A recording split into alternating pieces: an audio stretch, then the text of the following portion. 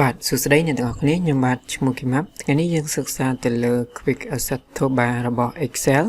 គឺយើងទៅ Customize ឬក៏យើងទៅកែប្រែតាមអ្វីដែលយើងចង់បានសម្រាប់ពីវីដេអូមុនគឺខ្ញុំបានបង្ហាញទាក់ទងនៅក្នុង Excel Online ឬក៏ Microsoft B65 អញ្ចឹងវាអត់មានCustomize Quick Asset Toolbar នឹងទេអញ្ចឹងនៅក្នុង Excel desktop application របស់ខ្ញុំដែលខ្ញុំបាន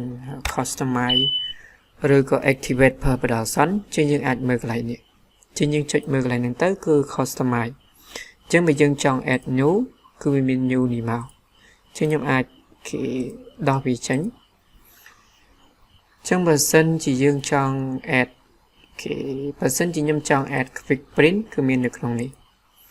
ឬក៏យើងចង់បើសិនជាយើងប្រើប្រាស់ Excel មួយណាដែលយើងប្រើប្រាស់ញឹកញាប់ឧទាហរណ៍បើសិនជាខ្ញុំចង់ add នេះមកគឺខ្ញុំអាច add វាបានអញ្ចឹងអ្វីផ្សេងទៀតគឺវាដូចគ្នាដែរវាមាន add customize quick asset ឬក៏ quick ឬក៏យើងអាច hide វាបានចំពោះនេះគឺជាអត្ថប្រយោជន៍ដែលយើង customize ទីមួយគឺអាចប្រើប្រាស់ធ្វើកិច្ចការរបស់យើងលឿនហើយយើងចង់ customize អ្វីដែលយើងចង់ប្រើគឺយើង add ទៅលើនឹងមក